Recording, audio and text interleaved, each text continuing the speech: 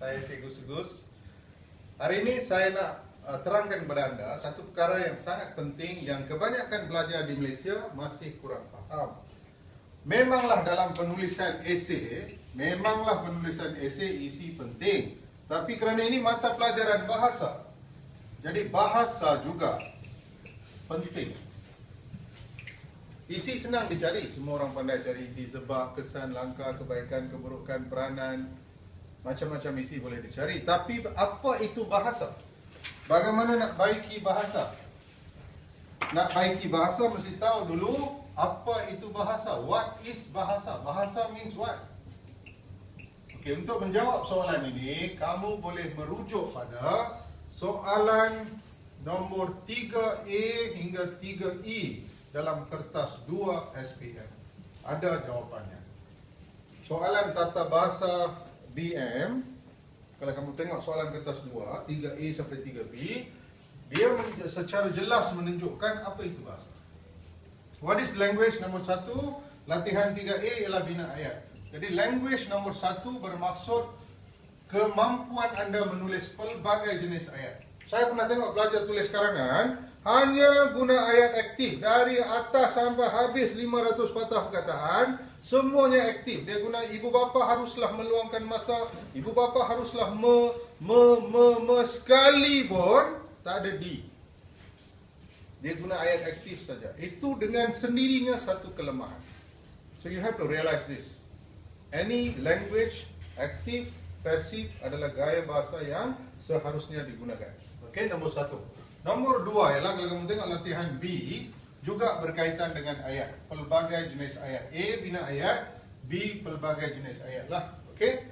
Dan seterusnya, untuk latihan C dalam soalan 2 ni, kita ada kesalahan ejaan. Ejaan, imbuhan, penggunaan imbuhan, penggunaan istilah, penggunaan tata bahasa yang betul. Akhir sekali, soalan E ialah soalan peribahasa. Peribahasa yang betul. Yang tidak ada di sini ialah, nombor 7 saya boleh tambah satu lagi, ialah style, gaya ataupun style penulisan. Style penulisan. Semua salin. If you want to improve your language, you want to improve your bahasa, this is what you must improve. Kalau cikgu periksa karangan kamu di sekolah, dia kata, hey, isi bagus, tapi bahasa you tak bagus, bahasa you lemah, apakah maksud guru anda itu? Maksud guru anda itu ialah, kelemahan kamu sangat jelas, ketara dalam bahagian ayat. Anda mungkin telah buat banyak kesalahan ejaan, kesalahan imbuhan. Imbuhan is a serious problem. Contohnya imbuhan di, tempat memang tidak dapat dinafikan. Kamu pergi tulis memang tidak dapat menafikan. Serious mistake. Imbuhan is what makes BM very special. So imbuhan tak boleh buat silap. Dan kesalahan imbuhan ni nampak jelas. Ejaan pun tak apa. Imbuhan nampak terlalu jelas. Jadi imbuhan penting. Istilah. Banyak pelajar Malaysia yang lemah dalam penggunaan istilah. Istilah maknanya penggunaan perkataan yang tepat. Pemilihan perkataan yang betul. Itulah istilah. You choose the right word. Dalam karangan tentang kemalangan jalan raya, perkataan seperti masyarakat mungkin kurang sesuai.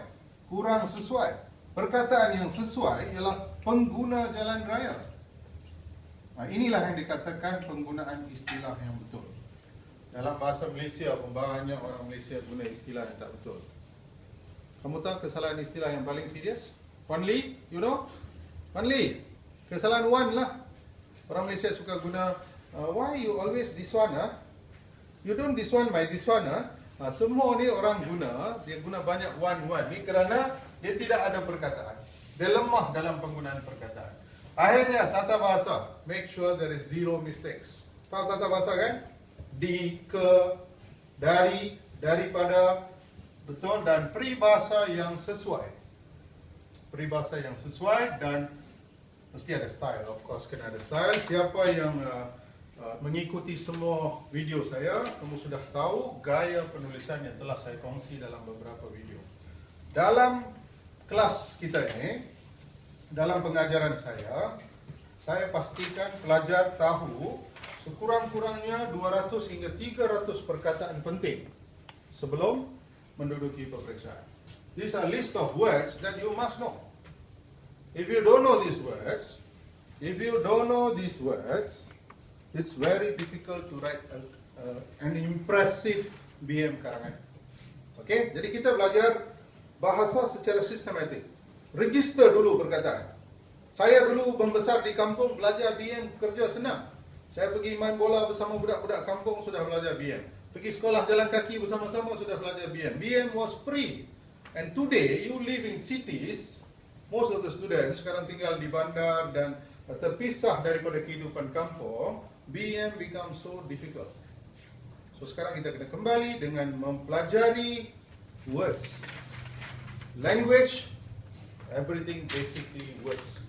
Siapa tak ada perkataan yang cukup, tidak boleh menulis karangan, tidak boleh menulis apa jua jawapan dengan betul. Okey, terus menonton video Cikgu Sugus. Untuk maklumat lanjut hubungi saya di www.cikgusugus.com.my. You can also add me at Facebook.